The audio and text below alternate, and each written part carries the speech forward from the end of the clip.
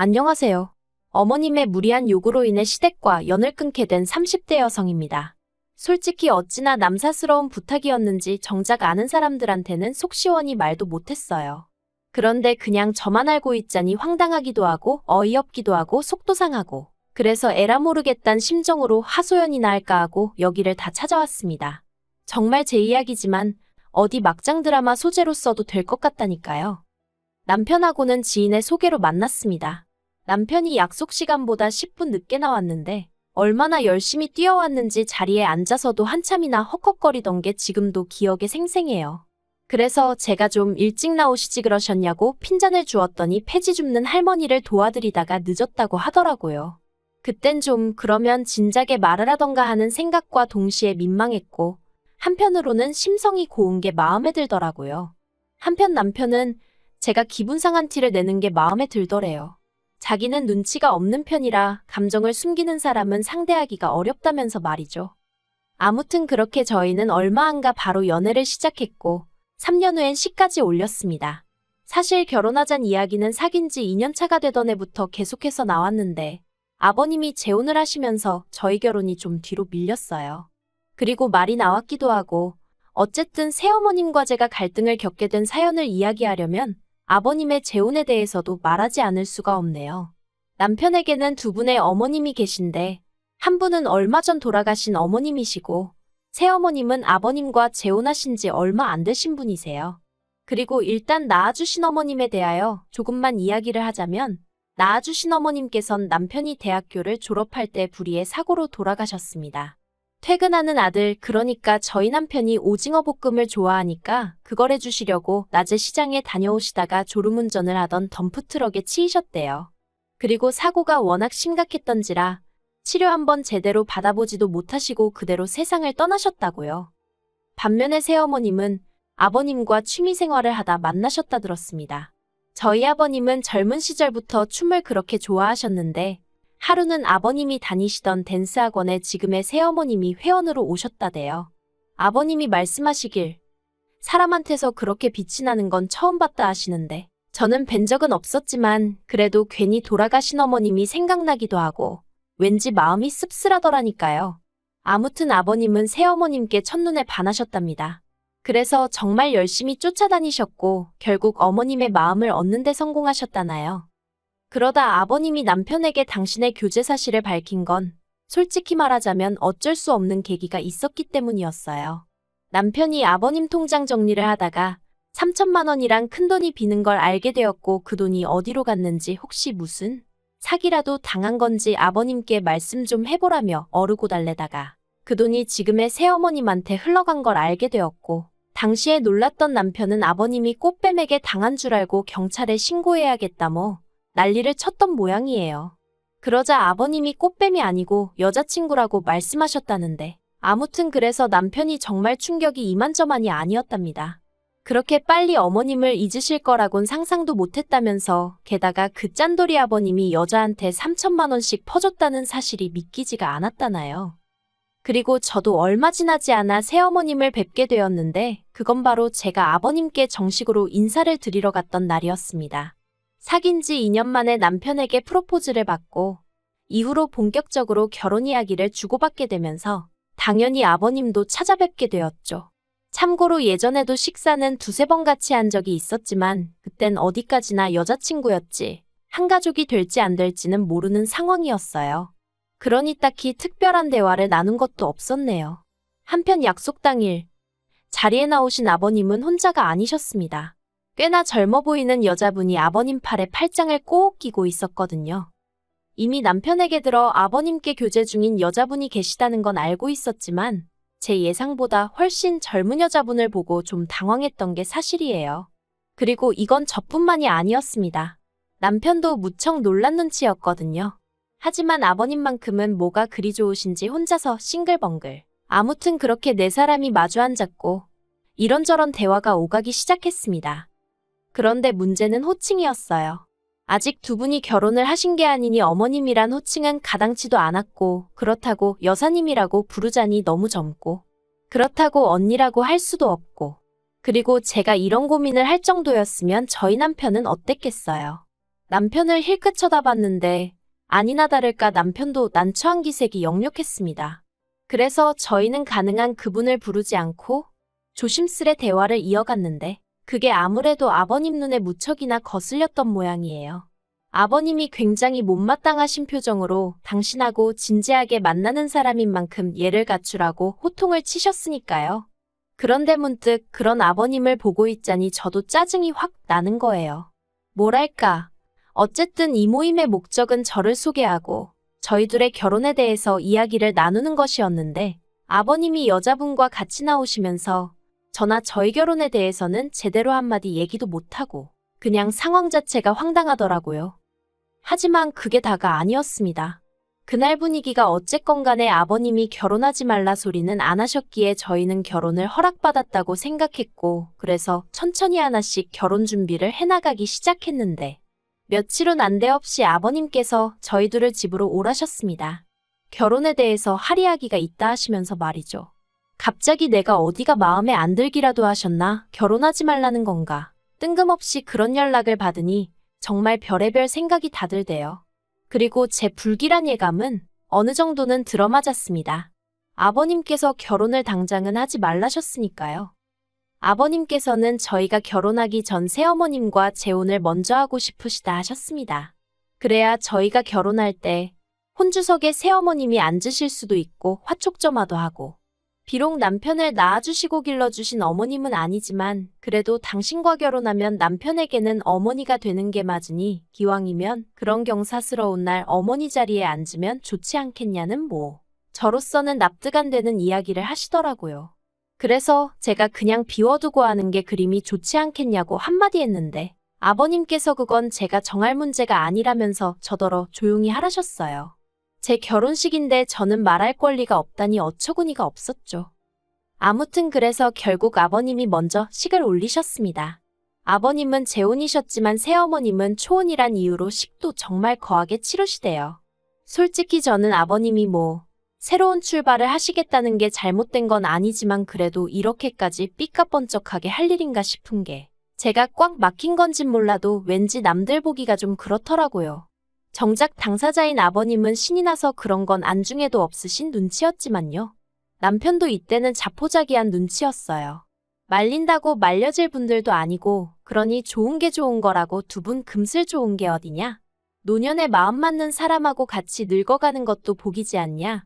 우리 아버님은 참으로 복 받으신 양반이다 그렇게 생각하자 했죠.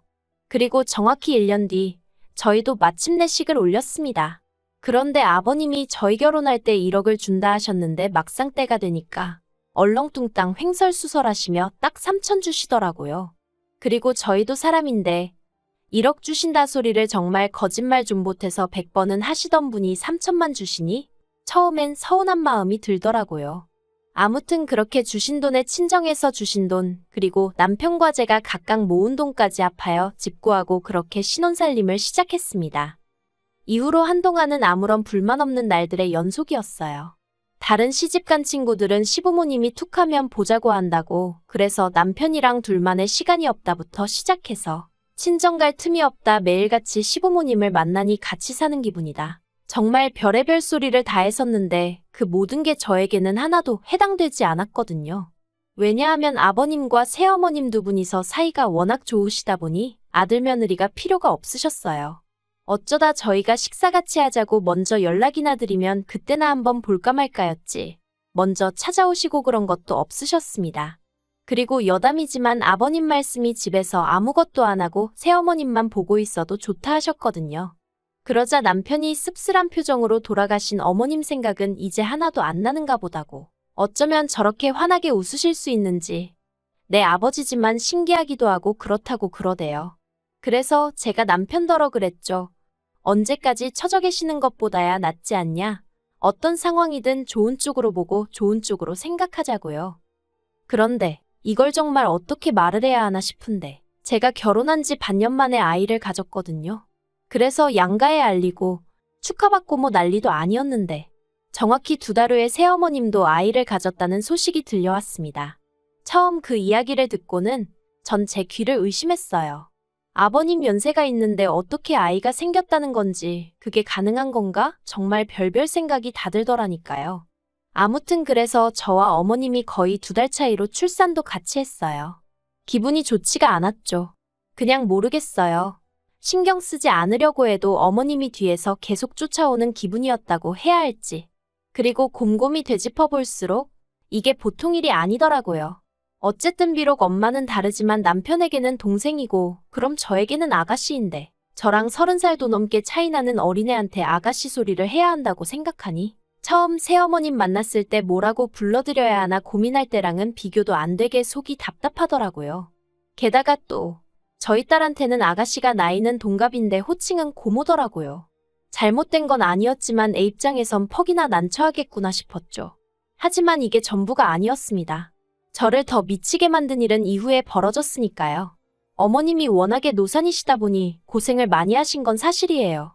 그렇게나 자연분만을 하고 싶어 하셨는데 병원에서 안 된다고 해서 제왕절개하셨고 그 와중에 피를 너무 많이 흘려서 수혈도 받으시고 그런데 그건 냉정하게 말하면 어머님 사정이잖아요.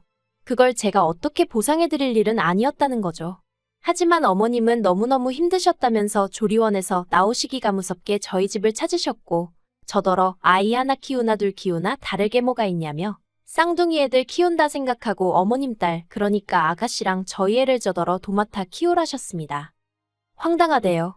그 자리에는 아버님도 계셨고 남편도 있었지만 그런 새어머님의 말도 안 되는 이야기를 제지하는 사람이 없다는 것도 그리고 별일 아니라는 듯이 얘기하는 새어머님도 다들 제정신이 아닌 것 같았어요.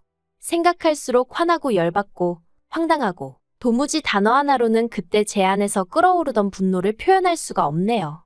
그래도 저는 최대한 좋게 거절하려 했습니다. 그저 저희 애 하나 키우는 것도 지금 힘들어 죽겠는데 아가씨까지 제가 어떻게 키우냐. 제 입장도 생각 좀 해달라. 그렇게만 얘기했죠.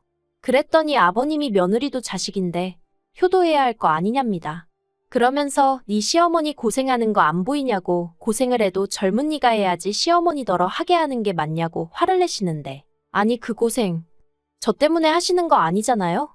막말로 저희 애를 대신 낳아주신 것도 아니고 그래서 아버님더러 두 분이 좋아서 낳으셔놓고 왜 저한테 이러시냐 억지 좀 쓰지 마시라 했죠. 그리고 결국 어떤 결론도 나지 않은 채로 저와 남편은 집으로 돌아왔습니다. 그리고 저는 이 정도로 싫다는 의사를 밝혔으니 아버님이든 새어머님이든 더는 이 일로 저를 힘들게 하지 않으실 줄 알았고요. 그런데 정말 답이 안 나온다는 게 이런 걸 말하는 거였을까요? 모처럼 날씨가 좋았던 주말이었습니다. 남편하고 같이 밀린 집안일도 하고 애도 보고 그러고 있었는데 시부모님이 연락도 없이 아가씨를 데리고 왔더라고요. 그리고는 단판을 지으러 왔다며 정말 아가씨 안 키워줄 거냐입니다. 어찌나 태도가 당당하던지 저는 무슨 빚쟁이가 돈 받으러 온 줄 알았다니까요. 제가 몇 번이나 말씀드렸다. 못 봐드린다 했습니다. 그랬더니 아버님이 그러면 당신 죽을 때 재산은 전부 다 아가씨한테 줄 거고 저희 남편에게는 땡전 한 푼 안 줄 거라며 그래도 상관없냐는 거예요. 정말이지 아버님한테 이런 표현은 쓰고 싶지 않았지만 치사하고 더럽고 그런데 그때 남편이 이미 재혼하시고 결혼자금 줄여서 주실 때 어느 정도는 눈치챘다며 안 주셔도 된다고 딱 자르더라고요. 저희들 능력으로도 얼마든지 먹고 살만하다면서 이렇게 돈 몇 푼으로 자식들 굴복시키려고 하시는 거 이거 보기 안 좋다며 이런 이야기라면 앞으로 꺼내지 마시라고 정말 딱 잘라버리더라니까요. 그러자 아버님도 더는 꺼내 보일 패가 없으셨는지 그때부턴 그냥 욕만 계속하셨어요. 부모고 동생이고 안중에도 없냐면서. 그런데 제가 보기엔 오히려 아버님이야말로 여자한테 홀려서 자식이고 뭐고 안중에도 없으신 분 같았는데 말이죠. 아무튼 그렇게 아버님과 남편이 큰 소리를 내며 싸우지. 새어머님은 아버님 뒤에 숨어서 괜히 서럽내서 오나네 소리나 하고 있지. 애들은 울지. 정말 정신이 나가는 줄 알았습니다. 그리고 결국 남편이 앞으로도 이런 모습을 보여주실 거면 그냥 연락하지 말고 살자고 하더라고요. 자기가 기억하는 아버지는 이런 사람이 아니었다면서. 그리고 이후로는 정말 어떠한 연락도 오고 가질 않고 있어요. 그리고 저는 솔직히 이 상황 자체가 마음이 편하지만은 않아요. 제가 조금만 마음을 넓게 썼더라면 그래도 부자지간이 연을 끊는 일은 없지 않았을까 하는 생각도 들고. 하지만 그래도 여전히 아가씨를 키운다는 건 엄두가 나지 않네요. 그리고 누가 그러더라고요. 일단 제가 키우기 시작하면 결국 저희 딸이 어떤 식으로든 치이게 될 거고 나중엔 막말로 아가씨 몸종되는 거라고. 그리고 그 이야기를 들으니 아닌 게 아니라 소름이 쫙 끼쳤어요. 어머님 아버님 등살에 모르긴 몰라도 당장 저부터도 저희 딸한테 이해하라 참아라 양보해라 하면서 아가씨부터 챙기게 되진 않았을까 싶거든요. 아무튼 마음이 불편하긴 하지만 그래도 옳은 결정이었다고 생각하려고요. 부자지간이야 시간이 흐르면 해결될 수도 있고 안 될 수도 있고 하지만 어쨌든 저에게 필요한 건 제 남편이고 제 딸을 지켜줄 아빠지 아버님 비위에 거슬릴까 절절매는 아버님 아들은 아니니까요. 그런 면에서 남편에게 고마울 뿐입니다.